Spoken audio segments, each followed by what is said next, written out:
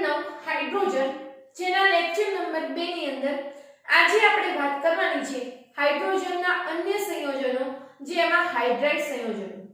આ અગાઉ વિદ્યાર્થી મિત્રો હાઇડ્રોજનનું સંયોજન ડાયહાઇડ્રોજન વિશે આપણે શીખી ગયા.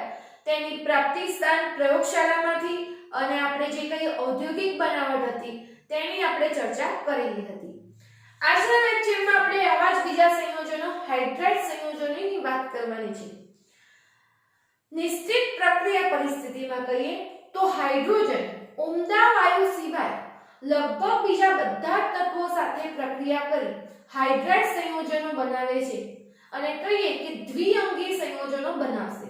એટલે જો હાઇડ્રાઇડ સંયોજનો માટે કહેવું હોય તો જે હાઇડ્રોજન હતું ઉમદા વાયુ સિવાયના લગભગ બધા તત્વો સાથે ચોક્કસ પ્રક્રિયા પરિસ્થિતિ હોય તેની અંદર પ્રક્રિયા કરી અને દ્વિઅંગી સંયોજન બનાવી શકાય છે. જો આપણે તત્વને E વડે દર્શાવતા હોય અને જો હાઇડ્રોજન સાથે પ્રક્રિયા કરશે તો EH પ્રકારના હાઇડ્રાઇડ સંયોજનો બનાવશે. એટલે તત્વ E અને હાઇડ્રોજન. હવે આની અંદર જો આપણે સંખ્યા લખીએ તો EHN, એટલે અહીંયા E અને H જે કહીએ એ અલગ અલગ અહીંયા સંખ્યા હશે. દાખલા તરીકે આપણે હાઇડ્રાઇડ લઈએ તો B2H6. એટલે આના જે અલગ અલગ સંયોજકતા પ્રમાણે કહીએ તો હાઇડ્રોજનના હાઇડ્રાઇડ સંયોજનો અલગ અલગ મળતા હતા. વિદ્યાર્થી મિત્રો હાઇડ્રાઇડ સંયોજનોને મુખ્યત્વે 3 ભાગમાં વહેંચી શકાય છે. 3 ભાગમાં જેને વહેંચીએ છીએ એની અંદર એક આવશે આયનીય અથવા ક્ષારીય હાઇડ્રાઇડ સંયોજન, બીજું આવશે સહસંયોજક અથવા આયનીય હાઇડ્રાઇડ સંયોજન અને ત્રીજા નંબરે સમાવેશ થાય છે ધાત્વિય અથવા બિન તત્વયુગ્મિતીય હાઇડ્રાઇડ સંયોજન.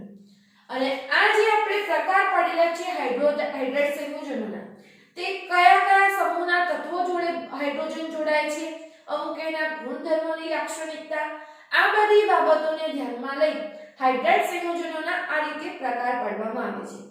તો પ્રથમ વાત કરીએ આયનીય હાઇડ્રાઇડ સંયોજનો કહીએ અથવા ક્ષારીય હાઇડ્રાઇડ સંયોજનો. અહીંયા કોઈ પણ એક હાઇડ્રાઇડના પ્રકાર વિશે જો કહીએ તો અલગ અલગ આપણને 3 ગુણના પ્રશ્નોની અંદર દરેક હાઇડ્રાઇડની ટૂંકનોંધ રૂપે પ્રશ્ન પૂછી શકાય એ પ્રકારનો પ્રશ્ન છે. અને તમને 1 માર્ક્સના પ્રશ્નોમાં પણ જો પૂછવું હોય તો આમાંથી અંદરથી પ્રશ્ન બની શકે એવા ઘણા બધા પ્રશ્નો અહીંયા નીકળે છે. તો એની અંદર પહેલી વાત કરીએ આયનીય અથવા ક્ષારીય હાઇડ્રાઇડ સંયોજનો વિશે. તો આની અંદર જે S વિભાગના તત્વો હતા, S વિભાગના તત્વો જે છે, જે S વિભાગના તત્વો એટલે આપણે અગાઉના લેક્ચરોમાં ભણી ગયા સમૂહ 1 અને 2 ના તત્વો. S વિભાગના તત્વો કઈ એટલે S વિભાગના તત્વોની અંદર કોનો સમાવેશ થતો તો સમૂહ 1 અને સમૂહ 2 નો.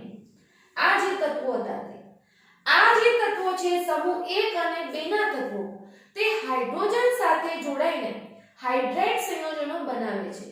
તો એવા જે હાઇડ્રાઇડ સંયોજનો હતા તેને કહેવામાં આવતું હતું આયનીય અથવા ક્ષારીય હાઇડ્રાઇડ સંયોજન. એટલે જ્યારે વિદ્યુતીય રીતે ધન એવા, કારણ કે આપણે જોઈ ગયા S વિભાગના તત્વોની અંદર સમૂહ 1 અને 2 ના તત્વો હશે એ વિદ્યુતીય રીતે કેવા હતા? ધન હતા. એક ઇલેક્ટ્રોન ગુમાવી +1 સંયોજકતા, 2 ઇલેક્ટ્રોન ગુમાવી અને +2 સંયોજકતા. તો આવા જે S વિભાગના તત્વો છે જે વિદ્યુતીય રીતે ધન છે તે સમૂહ 1 અને 2 ના તત્વો છે એ હાઇડ્રોજન સાથે જોડાઈ અને જે હાઇડ્રાઇડ સંયોજન બનાવશે એને કહેવામાં આવતું હતું આયનીય અથવા ક્ષારીય હાઇડ્રાઇડ સંયોજન. જે વિદ્યુતીય રીતે કેવા હશે? ધન હશે. વિદ્યુતીય રીતે ધન એવા તત્વો સાથે જોડાય છે. આવા સંયોજનો તત્વયુગ્મિતીય સંયોજનો હશે. અહીંયા એની તત્વયુગ્મિતિ જળવાતી હોવાના કારણે આવા સંયોજનોને બીજું કહેવું હોય તો તત્વયુગ્મિતીય સંયોજનો પણ કહેવાશે. અને આ ઉદાહરણમાં જોઈએ તો સમૂહ 1 નું તત્વ લિથિયમ લઈએ તો લિથિયમ હાઇડ્રાઇડ બનાવે, સોડિયમ લઈએ તો NaH સોડિયમ હાઇડ્રાઇડ બનાવશે. એ જ રીતે સમૂહ 2 ના તત્વો બેરિલિયમ હાઇડ્રાઇડ BeH2, મેગ્નેશિયમ હોય તો મેગ્નેશિયમ હાઇડ્રાઇડ MgH2. આ જે બધા હાઇડ્રાઇડ હતા એ સાદા એવા હલકા હાઇડ્રાઇડ છે. અને એની અંદર પણ જો વાત કરીએ બેરિલિયમનું અને મેગ્નેશિયમનું જો હાઇડ્રાઇડ સંયોજન હોય તો બેરિલિયમ અને મેગ્નેશિયમના જે આવા હાઇડ્રાઇડ સંયોજનો હતા એના બંધારણ જો કહીએ તો એના બંધારણ પોલિમર જેવા બંધારણ જોવા મળતા હતા આપણને. એટલે એની અંદર આ બધા સાદા એક પ્રકારે હલકા હાઇડ્રેટ સંયોજનો હતા અને એની અંદર જો બંધારણના કહીએ તો બેરિલિયમ હાઇડ્રેટ અને મેગ્નેશિયમ હાઇડ્રેટ એ પોલિમર જેવા બંધારણ ધરાવે છે. ઘન અવસ્થામાં જો આયનીય હાઇડ્રેટ અથવા કહીએ કે ક્ષારીય હાઇડ્રેટ સંયોજનો લીધા હોય તો ઘન અવસ્થામાં આયનીય અથવા ક્ષારીય હાઇડ્રેટ સંયોજનો જે છે એ સ્ફટિકમય, અબાષ્પશીલ અને અવાહક જોવા મળતા, એટલે કે વિદ્યુતના અવાહક હશે. એટલે અહીંયા ખાસ ધ્યાનમાં રાખશું કે આયનીય હાઇડ્રેટ સંયોજનો છે એ ઘન અવસ્થામાં જો આપણે વાત કરતા હોઈએ તો સ્ફટિકમય બંધારણ ધરાવશે, અબાષ્પશીલ હશે અને અવાહકતાનો ગુણધર્મ દર્શાવતા હતા. પરંતુ જો પીગલિત અવસ્થામાં લીધેલા હોય તો પીગલિત અવસ્થામાં આ હાઇડ્રેટ સંયોજનો હતા તે વિદ્યુતનું વહન કરી શકતા હતા. એટલે પીગલિત અવસ્થામાં જો આપણે વાત કરીએ હાઇડ્રેટ સંયોજનોની તો પીગલિત અવસ્થામાં હાઇડ્રોજન વાયુ મુક્ત કરશે અને 2 ઇલેક્ટ્રોન મુક્ત કરશે. અને અહીંયા જો વાત કરીએ પીગલિત અવસ્થામાં એનોડ ઉપરની પ્રક્રિયાથી 2H- માંથી હાઇડ્રોજન વાયુ જે આપણો એનોડ ઉપર પ્રાપ્ત થતો હતો.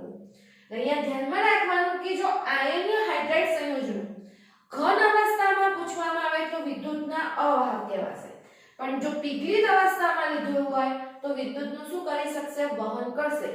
અને વિદ્યુતનું વહન કરી એનોડ ઉપર જો કહીએ તો એનોડ ઉપર હાઇડ્રોજન વાયુ મુક્ત થાય છે. પછી વાત કરીએ જો હાઇડ્રેટ સંયોજનોની તો આ જે હાઇડ્રેટ સંયોજનો હતા એ પાણી સાથે સ્ફોટક રીતે પ્રક્રિયા કરે છે અને પાણી સાથે સ્ફોટક પ્રક્રિયા કરી અને હાઇડ્રોજન વાયુ મુક્ત કરે છે. આની અંદર વાત કરીએ કે દાખલા તરીકે સોડિયમ હાઇડ્રાઇડ હશે તો એની પાણી સાથેની પ્રક્રિયાથી સોડિયમ હાઇડ્રોક્સાઇડ NaOH બનશે અને હાઇડ્રોજન વાયુ મુક્ત થતો તો H2. આવા હાઇડ્રેટ સંયોજનો પાણી સાથે સ્ફોટક રીતે પ્રક્રિયા કરતા અને પાણી સાથે સ્ફોટક રીતે પ્રક્રિયા કરી હાઇડ્રોજન વાયુ મુક્ત કરે છે. આ થઈ એક વાત. પછી એની અંદર જો વાત કરીએ લિથિયમ હાઇડ્રેટ જે હતું સમૂહ 1 નું પ્રથમ તત્વનો જો હાઇડ્રેટ એની વાત કરીએ તો ઓક્સિજન અને ક્લોરીન સાથેની પ્રક્રિયામાં કેવો હશે? અપ્રતિક્રિયાત્મક હશે. પરંતુ લિથિયમ હાઇડ્રેટ અન્ય જો હાઇડ્રેટનું નિર્માણ કરવું હોય તો એની અંદર ખાસ મહત્વરૂપ સાબિત થતો હતો. લિથિયમ હાઇડ્રેટની એલ્યુમિનિયમ ક્લોરાઇડ AlCl3 સાથે પણ અહીંયા એનો ડાયમર લીધો છે એટલે Al2Cl6 સાથે લિથિયમ એલ્યુમિનિયમ હાઇડ્રેટ બનાવી શકશે અને લિથિયમ ક્લોરાઇડ મુક્ત કરશે.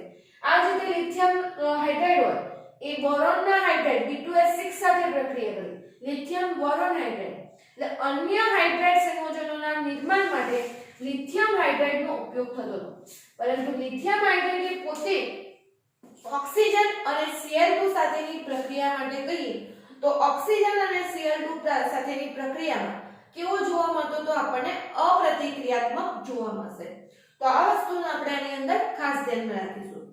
તો આયનીય હાઇડ્રેટ કહીએ, ક્ષારીય હાઇડ્રેટ કહીએ, તેની અંદર મુખ્ય યાદ રાખવાની જો વસ્તુઓ કહીએ તો પહેલું તો આયનીય અથવા ક્ષારીય હાઇડ્રેટ ક્યારે મળતું હતું તો જે S વિભાગના વિદ્યુત ધનમય તત્વો હતા એ હાઇડ્રોજન સાથે જોડાઈ અને આયનીય કે ક્ષારીય હાઇડ્રેટ બનાવતા હતા. એટલે કે જે વિદ્યુત ધન તત્વો હશે એ જોડાશે હાઇડ્રોજન સાથે અને આવા સંયોજનો આપણને કેવા મળતા હતા? તત્વયોગમિતીય સંયોજનો મળતા હતા. પછી વાત કરવાની આવે એના અલગ અલગ ઉદાહરણ અને ગુણધર્મોની. તો સમૂહ 1 અને 2 ના તત્વો હોય તો આપણને lithium hydrate, sodium hydrate, LiH, NaH, BH2, MgH2 આ પ્રકારના હાઇડ્રેટ મળશે. અને આ પ્રકારના જે હાઇડ્રેટ હતા એ થોડા પ્રકારે કહીએ તો એની અંદર થોડું ઘણું સહસંયોજક લક્ષણ પણ જોવા મળતું હતું. અને એની અંદર BH2 અને MgH2 ના જો બંધારણ કીધા હોય તો પોલિમર જેવા બંધારણ હતા. પછી વાત કરવાની અલગ અલગ બે અવસ્થામાં. તો ઘન અવસ્થામાં સ્ફટિકમય, અબાષ્પશીલ અને અવાહક હશે. પરંતુ જો પીગલિત અવસ્થામાં લેવામાં આવે તો પીગલિત અવસ્થાની અંદર હાઇડ્રોજન વાયુ એનોડ ઉપર મુક્ત કરશે અને વિદ્યુતનું વહન કરી શકશે. અન્ય ગુણધર્મો જો કહીએ તો પાણી સાથે કેવી પ્રક્રિયા આપશે? સ્ફોટક રીતે પ્રક્રિયા આપશે અને હાઇડ્રોજન વાયુ મુક્ત કરશે. અને લિથિયમના હાઇડ્રેટની ખાસ અલગ વાત કે લિથિયમનો જે હાઇડ્રેટ હશે O2 અને Cl2 સાથેની પ્રક્રિયામાં અપ્રતિક્રિયાત્મક પણ અન્ય હાઇડ્રાઇડના નિર્માણની કેવી પ્રક્રિયા હશે તો એની અંદર મદદરૂપ થતો હતો. તો આ જે મહત્વના પોઈન્ટ છે આયનીય અથવા ક્ષારીય હાઇડ્રાઇડ સંયોજનોના તે ખાસ નોંધી લેવા દરેક છે.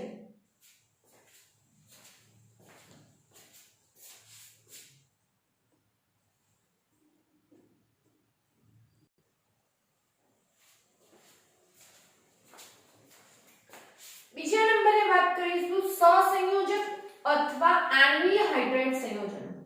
નામ ઉપરથી એટલો ખ્યાલ આવે કે આવા સંયોજનો સહસંયોજક સ્વભાવના હશે. તો સહસંયોજક અથવા આણ્વીય હાઇડ્રાઇડ સંયોજનો જે P વિભાગના તત્વો છે, જે સમૂહ 13 થી 18 ના તત્વો કહીએ તો P વિભાગના તત્વો સાથે ડાયહાઇડ્રોજન છે એ આણ્વીય સંયોજન બનાવે છે. એટલે અહીંયા ખાસ જે P વિભાગના તત્વો બંને વસ્તુ આપણે અલગ યાદ રાખી શકીશું કે જે આયનીય હાઇડ્રાઇડ સંયોજનો હતા તેની અંદર S વિભાગના તત્વો સમૂહ 1 અને 2 ના તત્વો હશે એ આયનીય હાઇડ્રાઇડ બનાવશે અને જે વિદ્યુત ધન હશે અને સહસંયોજક અથવા આણ્વીય હાઇડ્રાઇડ સંયોજનોની જો વાત કરીએ તો જે P વિભાગના તત્વો હશે આ P વિભાગના તત્વો સાથે ડાયહાઇડ્રોજન કહીએ તો એ આણ્વીય સંયોજન બનાવે છે. દાખલા તરીકે વાત કરીએ P વિભાગનું તત્વ કાર્બન કહીએ તો એના જોડે હાઇડ્રોજન CH4, નાઇટ્રોજન લઈએ તો NH3, ઓક્સિજન જોડે H2O, 17મા સમૂહનું તત્વ ફ્લોરિન સાથે HF. એટલે આ બધા તત્વો સાથે હાઇડ્રોજન આણ્વીય સંયોજન બનાવે છે. બીજા શબ્દોમાં કહીએ તો જે અધાતુ તત્વોના હાઇડ્રાઇડ હતા એ પણ એક પ્રકારે આણ્વીય હાઇડ્રાઇડ સંયોજનો તરીકે ઓળખવામાં આવે છે. આ સહસંયોજક સ્વભાવ હોવાના કારણે જે આણ્વીય હાઇડ્રાઇડ સંયોજનો હતા તે બાષ્પશીલ સ્વભાવે જોવા મળશે. હવે જે આપણે લુઈસ બિંદુ નિરૂપણ અને એ બધું જોઈએ છીએ તો લુઈસ રચનાના આધારે ઇલેક્ટ્રોનની સંખ્યાના આધારે આ જે આણ્વીય હાઇડ્રાઇડ સંયોજનો હતા આ આણ્વીય હાઇડ્રાઇડ સંયોજનો મુખ્યત્વે 3 ભાગમાં વહેંચવામાં આવે છે.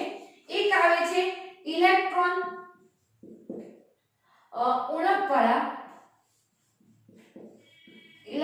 ઉણપવાળા હાઇડ્રાઇડ સંયોજનો,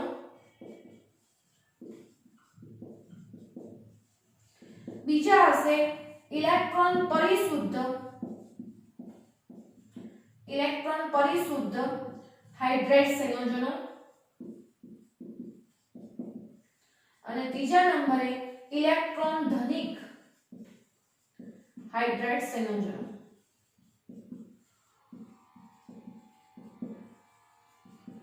ઇલેક્ટ્રોન ઉણપવાળા હાઇડ્રાઇડ સંયોજનો લુઈસ રચના જે આપણે ઇલેક્ટ્રોનના આધારે સમજાવતા હતા એના આધારે આ હાઇડ્રાઇડ સંયોજનનું વર્ગીકરણ કરેલું છે. તો અહીંયા 3 પ્રકારે લુઈસ બિંદુ નિરૂપણમાં ઇલેક્ટ્રોનની જે વસ્તુ ગોઠવણી હતી એના આધારે આપણે 3 પ્રકારે વર્ગીકૃત કર્યા. ઇલેક્ટ્રોન ઉણપવાળા હાઇડ્રાઇડ સંયોજનો, ઇલેક્ટ્રોન પરિશુદ્ધ હાઇડ્રાઇડ સંયોજનો અને ઇલેક્ટ્રોન ધનિક હાઇડ્રાઇડ સંયોજનો. હવે આની અંદર ઇલેક્ટ્રોન ઉણપવાળા જે હાઇડ્રાઇડ સંયોજનો હતા નામ ઉપરથી આપણને ખ્યાલ આવે કે આની અંદર ઇલેક્ટ્રોનની સંખ્યા ઓછી હશે, ઉણપ હશે ઇલેક્ટ્રોનની. તો જે સમૂહ 13 ના તત્વો હતા સમૂહ 13 ના જે તત્વો હશે એ હાઇડ્રોજન જોડે જે હાઇડ્રાઇડ સંયોજનો બનાવશે એની અંદર ઇલેક્ટ્રોનની ઉણપ હશે એટલે ઇલેક્ટ્રોન ઓછા હશે. દાખલા તરીકે આપણે ઉદાહરણ કહીએ B2H6 બોરોનના હાઇડ્રાઇડ સંયોજન હતો અને ખરેખર આનો હાઇડ્રાઇડ કહીએ તો આપણને BH3 મળતો હોય અને ટ્વાઇસ રૂપે હોય. હવે બોરોનનો હાઇડ્રાઇડ સંયોજન એટલે બોરોન જોડે 3 હાઇડ્રોજન જોડાયેલા હોય. હવે અહીંયા બોરોનની વાત કરીએ તો બોરોનનો પરમાણુ ક્રમાંક 5 હતો. એની બાહ્યતમ કક્ષામાં કહીએ તો ટોટલ 3 ઇલેક્ટ્રોન હશે અને એક હાઇડ્રોજન જોડે એકની ભાગીદારી કરશે. આમ છતાં પણ આની અંદર જો કહીએ તો 2 2 4 અને 2 6 જ ઇલેક્ટ્રોન આવેલા છે. અહીંયા અષ્ટકનો નિયમ પૂર્ણ થતો નથી. અષ્ટકનો નિયમ પૂર્ણ નથી થતો એટલે આપણે અહીંયા કહી શકીએ ઇલેક્ટ્રોનની અહીંયા શું રહેલી છે, ઉણપ રહેલી છે. એટલે આ જે સમૂહ 13 ના તત્વો જે હાઇડ્રાઇડ સંયોજનો બનાવશે એ જે B2H6 પ્રકારના જે કહીએ એ હાઇડ્રાઇડ સંયોજનો હશે એ ઇલેક્ટ્રોન ઉણપવાળા છે. અને અન્ય રીતે કહીએ તો એ શેના તરીકે વર્તે? લુઈસ એસિડ તરીકે. લુઈસ એસિડ બેઝ આપણે કહેતા હતા ઇલેક્ટ્રોન ગ્રાહી તરીકે હોય, જેની ઇલેક્ટ્રોન ગ્રહણ કરવાની ક્ષમતા હશે, કારણ કે ઇલેક્ટ્રોન ગ્રહણ કરવાની ક્ષમતા કોની અંદર હશે? જેની અંદર ઇલેક્ટ્રોન ઓછા હશે. તો આની અંદર ઇલેક્ટ્રોન એક આખા ઇલેક્ટ્રોન યુગ્મની ઉણપ હતી. તો આની જે ક્ષમતા કહીએ ઇલેક્ટ્રોન સ્વીકારવાની વૃત્તિ હતી. ઇલેક્ટ્રોન સ્વીકારવાની વૃત્તિ એટલે કે શેના તરીકે? ઇલેક્ટ્રોન ગ્રાહી તરીકે વર્તે. અને ઇલેક્ટ્રોન ગ્રાહી તરીકે જો વર્તતું હોય તો એને ઓળખવામાં આવતું હતું લુઈસ એસિડ તરીકે. એક વસ્તુ અહીંયા ખાસ ધ્યાનમાં રાખીશું. પછી વાત આવશે ઇલેક્ટ્રોન પરિશુદ્ધ હાઇડ્રાઇડ સંયોજન. કે પરિશુદ્ધ મતલબ કે જેની અંદર ઇલેક્ટ્રોનની સંખ્યા પૂરતી હોય એવા હાઇડ્રાઇડ સંયોજનો. અને ઇલેક્ટ્રોનની સંખ્યા પૂરતી હોય એવા હાઇડ્રાઇડ સંયોજનોની જો વાત કરીએ તો જે સમૂહ 14 ના તત્વો હતા. આ સમૂહ 14 ના જે તત્વો છે તે ઇલેક્ટ્રોન પરિશુદ્ધ હાઇડ્રાઇડ સંયોજનો બનાવશે. એની અંદર જો ઉદાહરણ લઈએ તો CH4 મિથેન. CH4 મિથેન ની અંદર વાત કરીએ તો કાર્બન 4 હાઇડ્રોજન આજુબાજુ સમચતુષ્ફલક એ રીતે ગોઠવાશે. કાર્બનનો પરમાણુ ક્રમાંક 6 એટલે હિલિયમના 2 ઇલેક્ટ્રોન બાદ કરી તો ટોટલ 4 ઇલેક્ટ્રોન હશે. આ 4 ઇલેક્ટ્રોન હશે એક એક હાઇડ્રોજન જોડે જો ભાગીદારી કરે તો અષ્ટકનો નિયમ પૂર્ણ થશે અને કમ્પ્લીટ જે 8 ઇલેક્ટ્રોનની જરૂર હશે તે નિયમ મળી રહેશે. તો આવા જે સમૂહ 14 ના તત્વો હતા તે હાઇડ્રોજન સાથે જોડાઈ અને ઇલેક્ટ્રોન પરિશુદ્ધ હાઇડ્રાઇડ સંયોજનો એટલે પૂરતા પ્રમાણમાં જેના જોડે હાઇડ્રોજન ઇલેક્ટ્રોન હશે એવા સંયોજનો બનાવશે. ત્રીજા નંબરે વાત આવશે ઇલેક્ટ્રોન ધનિક હાઇડ્રાઇડ સંયોજન. નામ ઉપરથી આપણને ખ્યાલ આવે ઇલેક્ટ્રોન ધનિક હાઇડ્રાઇડ સંયોજનો કીધા એટલે કે એની અંદર ઇલેક્ટ્રોન હશે વધારે પડતા હશે. આમ તો નામ ઉપરથી જો ઇલેક્ટ્રોનની ઉણપ એટલે ઓછા હશે. પરિશુદ્ધ મતલબ કે પૂરતા પ્રમાણમાં હોય અને ઇલેક્ટ્રોન ધનિક મતલબ કે ઇલેક્ટ્રોન શું હશે? વધારે હોય. તો એવા હાઇડ્રાઇડ સંયોજનો હશે એ ઇલેક્ટ્રોન ધનિક હાઇડ્રાઇડ સંયોજનો કહેવાય. તો આની અંદર વાત કરીએ તો જે સમૂહ 16 17 અને 18 ના જે 16 17 ના જે તત્વો હતા એ હાઇડ્રોજન સાથે પ્રક્રિયા કરે તો ઇલેક્ટ્રોન ધનિક હાઇડ્રાઇડ સંયોજનો બનાવતા હતા. દાખલા તરીકે વાત કરીએ સમૂહ 16 નું તત્વ H2O 15 16 17 આવશે. નાઇટ્રોજન આવશે એની અંદર NH3. આની અંદર ઓક્સિજન જોડે 2 અબંધકારક ઇલેક્ટ્રોન, નાઇટ્રોજન જોડે 1, HF ની વાત કરીએ તો ફ્લોરીન જોડે ટોટલ વધારે પડતા પ્રમાણમાં કહીએ તો 3 ઇલેક્ટ્રોન યુગ્મ હતા. કઈ રીતે જો આપણે સમજીએ NH3 ના ઉદાહરણથી. NH3 નું ઉદાહરણ લઈએ. નાઇટ્રોજન જોડે હાઇડ્રોજન 3 જોડાયેલા હતા. નાઇટ્રોજનનો પરમાણુ ક્રમાંક 7, 2 ઇલેક્ટ્રોન બાદ કરી હિલિયમના તો આપણે ટોટલ એના 5 ઇલેક્ટ્રોન દર્શાવતા હતા. અને 5 ઇલેક્ટ્રોન દર્શાવી એક એક હાઇડ્રોજન જોડે અહીંયા ભાગીદારી કરશે. અહીંયા અષ્ટકનો નિયમ તો પૂર્ણ થાય છે. આમ છતાં બંધમાં ભાગ લીધા સિવાયના નાઇટ્રોજન જોડે આ જે 2 ઇલેક્ટ્રોન કહીએ આ 2 ઇલેક્ટ્રોન વધારાના હતા અબંધકારક ઇલેક્ટ્રોન યુગ્મ. એટલે અહીંયા અષ્ટક તો પૂર્ણ થયું પણ બંધમાં ભાગ લીધા સિવાયના આ અબંધકારક ઇલેક્ટ્રોન અહીંયા વધારાના આપણને પ્રાપ્ત થાય છે. એટલે કે ઇલેક્ટ્રોન ધનિક હાઇડ્રાઇડ કહેવાશે. સેમ એ જ રીતે પાણીમાં જોઈએ તો પાણીમાં H2O ઓક્સિજનનો પરમાણુ ક્રમાંક 8 એટલે બાહ્યતમ કક્ષામાં દર્શાવીશું ટોટલ 6 ઇલેક્ટ્રોન 2 2 4 5 અને 6 એક એક હાઇડ્રોજન જોડે જોડાશે તો આ અને આનું ઇલેક્ટ્રોન હતું એ અબંધકારક હતું. આ જ રીતે HF માં ટોટલ 3 ઇલેક્ટ્રોન યુગ્મ હશે એ અબંધકારક હશે. તો આ જે કહેવાતા હતા ઇલેક્ટ્રોન ધનિક હાઇડ્રાઇડ સંયોજનો કહેવાશે જે વર્તશે લુઈસ બેઝ તરીકે. કારણ કે લુઈસ બેઝ તરીકે વર્તવા પાછળનું કારણ એ ઇલેક્ટ્રોન દાતા હશે. જેની જોડે વધારે ઇલેક્ટ્રોન હોય તે ઇલેક્ટ્રોનનું દાન કરી શકે. અહીંયા ઇલેક્ટ્રોનનું દાન કરી શકતા હતા એટલે અહીંયા આને ઇલેક્ટ્રોન દાતા તરીકે વર્તે તો એને કહેવાશે લુઈસ બેઝ સંયોજન. તો આ વસ્તુ જોઈએ આપણે આણ્વીય હાઇડ્રાઇડ કોતો વાત કરી અને કહી શકતા હતા સહસંયોજક હાઇડ્રાઇડ. તો જે P વિભાગના તત્વો હતા સમૂહ 13 થી 18 ના તત્વો તે હાઇડ્રોજન સાથે જોડાઈ અને હાઇડ્રાઇડ સંયોજનો બનાવશે. 18મા સમૂહના તત્વો એમાં નથી બનાવી શકતા હાઇડ્રોજન સાથે પ્રક્રિયા કરી, એટલે સમૂહ જો તમે વાત કરતા હો સમૂહ 13 થી 17 લેવો પડે. પી વિભાગના તત્વો આણ્વીય સંયોજનો બનાવશે.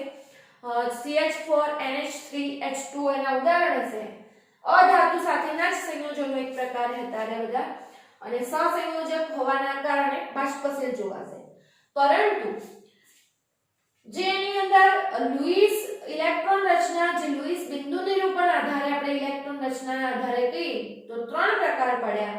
ઇલેક્ટ્રોન ઉણપવાળા હાઇડ્રેટ સંયોજનો, ઇલેક્ટ્રોન પરિશુદ્ધ હાઇડ્રેટ સંયોજનો અને ઇલેક્ટ્રોન ધનિક હાઇડ્રેટ સંયોજનો. અહીંયા આના પણ જે ઉદાહરણો આપેલા છે તે 1 માર્ક્સના પ્રશ્નો માટે ખાસ ધ્યાનમાં રાખવા. ઘણો મહત્વનો આ પ્રશ્ન છે. આ જે વર્ગીકરણ આપણે અહીંયા કરેલું છે તેના આધારે 1 માર્ક્સના પ્રશ્નો ઘણા પૂછાય છે.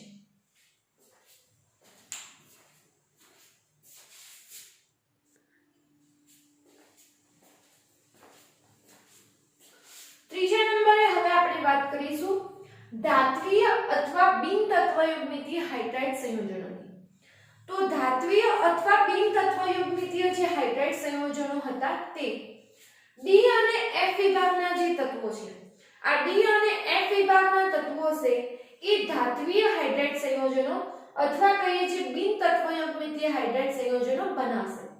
ડી વિભાગ અને એફ વિભાગના તત્વો કઈ તો સમૂહ 3 થી માંડી અને સમૂહ 12 સુધીના જે તત્વો હતા એ ઓળખવામાં આવતા હતા ડી અને એફ વિભાગના તત્વો તરીકે. પરંતુ આની અંદર જો વાત કરીએ તો સમૂહ 7, 8 અને 9 ના જે ધાતુ તત્વો છે, સમૂહ 7 અને 8 9 ના જે ધાતુ તત્વો છે એ હાઇડ્રેટ સંયોજનો બનાવતા નથી. જ્યારે સમૂહ 6 ની અંદર વાત કરીએ તો સમૂહ 6 માંથી ફક્ત ક્રોમિયમ જ હાઇડ્રેટ સંયોજન, ક્રોમિયમનું હાઇડ્રેટ સંયોજન કહીએ તો CrH આ પ્રકારનું ફક્ત એક જ મળતું હતું. એટલે આમ જો યાદ રાખવું હોય તો સમૂહ 6, 7, 8 અને 9 ના તત્વો હાઇડ્રેટ સંયોજનો બનાવતા નથી, પણ સમૂહ 6 નું જો એક તત્વ કેવું હોય તો ફક્ત જે ક્રોમિયમ હતું એ ક્રોમિયમ હાઇડ્રેટ સંયોજનો બનાવશે. આ જે હાઇડ્રેટ સંયોજનો હશે, ધાત્વિય હાઇડ્રેટ સંયોજનો, તે ઉષ્મા અને વિદ્યુતનું વહન કરી શકશે. પરંતુ જે જનક ધાતુ તત્વ છે એના કરતા એને હાઇડ્રેટ સંયોજનો હશે એ વિદ્યુતનું વહન ઓછા પ્રમાણમાં કરશે. અહીંયા સમજીશું કે દાખલા તરીકે આપણે વાત કરીએ નિકલ હાઇડ્રેટનું ઉદાહરણ લીધું તો જે નિકલ ધાતુ જે ઉષ્મા અને વિદ્યુતનું વહન કરી શકતું હોય એના કરતા એનું જે હાઇડ્રેટ સંયોજન બનેલું NiH એ વિદ્યુતનું વહન કેવું કરશે? ઓછા પ્રમાણમાં. એટલે ઉષ્મા અને વિદ્યુતનું વહન આ હાઇડ્રેટ સંયોજનો કરશે, પરંતુ જે એનો જનક પરમાણુ જે ધાતુ તત્વમાંથી જે હાઇડ્રેટ સંયોજન બનેલું એના કરતા ઓછા પ્રમાણમાં કરતું હતું. હાઇડ્રોજનની જે ઉણપ જોવા મળી, હાઇડ્રોજનની ઉણપના કારણે આ તત્વો જે સંયોજનો હતા હાઇડ્રેટના એ S વિભાગના અને P વિભાગના જે S વિભાગની વાત કરીએ આપણે જે ક્ષારીય હાઇડ્રેટ સંયોજનો એના કરતા વિપરીત બિન તત્વયુગ્મિતીય સંયોજન તરીકે જોવા મળતા હતા.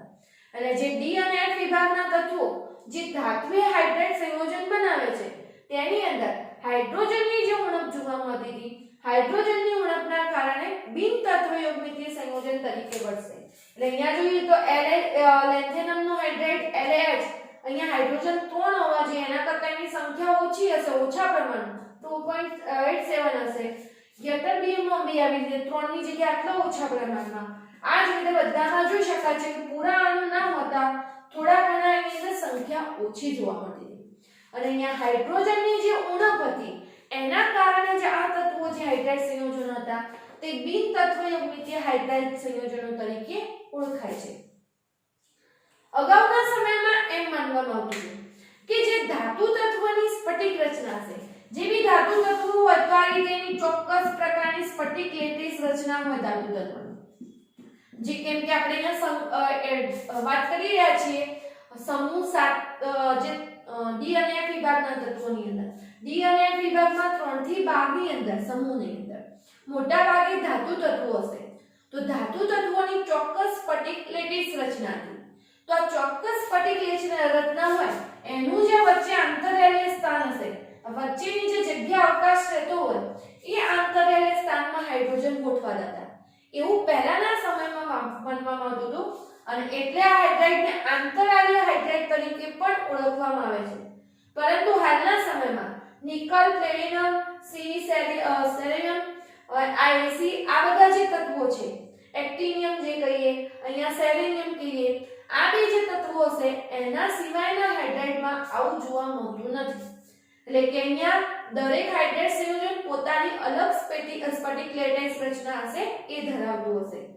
અને જે આપણે કઈ મોટા કદના હાઇડ્રોજન હતા એ તો પ્લેટિનમ અને પ્લેટિનમ જેવી ધાતુઓ ઉપર અધિશોષણ પણ પામી શકે છે અને એના કારણે એનો ઉદ્દીપક તરીકે ઉપયોગ વધુ પ્રમાણમાં થાય છે. વધુમાં કહીએ તો આ જે હાઇડ્રાઇડ સંયોજનોનો ઊર્જા સંગ્રાહક તરીકે, ઊર્જાના સ્ત્રોત તરીકે પણ ઉપયોગમાં લેવામાં આવે છે. એટલે ઊર્જા સંગ્રાહક તરીકે એનો આપણે ઊર્જાના સ્ત્રોત તરીકે ઉપયોગ કરવામાં આવે છે. તો ત્રીજા નંબરે આપણે જોયું ધાત્વીય અથવા બિન તત્વયુગ્મિત હાઇડ્રાઇડ, જેની અંદર ડી અને એફ વિભાગના તત્વો હશે એ હાઇડ્રોજન સાથે જોડાઈને હાઇડ્રાઇડ સંયોજનો બનાવશે. પણ એમાં અમુક સમૂહના તત્વો નતા બનાવતા હાઇડ્રાઇડ સંયોજનો. સમૂહ 7, 8 અને 9 ના તત્વો નથી બનાવતા. સમૂહ 6 ના તત્વોમાં ફક્ત ક્રોમિયમ જ બનાવે છે. ઉષ્મા અને વિદ્યુતનું વહન કરી શકશે પરંતુ જનક પરમાણુ કરતા ઓછા પ્રમાણમાં. અહીંયા હાઇડ્રોજનની સંખ્યા ઓછા પ્રમાણમાં હોવાના કારણે બિન તત્વયુગ્મિત સંયોજન તરીકે ઓળખાશે અને એ કારણે અહીંયા સૂત્રો આ પ્રકારના હશે. અગાઉના સમયમાં એમ માનવામાં આવતું હતું કે સ્ફટિક લેટિસ રચના જે આવી હોય એના વચ્ચેના આંતરાલીય સ્થાનમાં હાઇડ્રોજન ગોઠવાતો હોવાથી એને આંતરાલીય હાઇડ્રાઇડ ગોળ તરીકે ઓળખાય. પરંતુ હાલમાં માનવામાં આવે છે કે આ તત્વો સિવાયના બીજા જે હાઇડ્રાઇડ સંયોજનો હતા એની તો પોતાની અલગ એવી સ્ફટિક લેટિસ રચના જોવા મળતી હતી. અને અહીંયા જે ઉદ્દીપક તરીકે વર્તવાનો ગુણધર્મ અને ઊર્જા સંગ્રાહક તરીકે આવા હાઇડ્રાઇડ સંયોજનોનો વધુ ઉપયોગ થાય છે. તો વિદ્યાર્થી મિત્રો, આજના લેક્ચરની અંદર આપણે વાત કરી હાઇડ્રાઇડ સંયોજનો વિશે.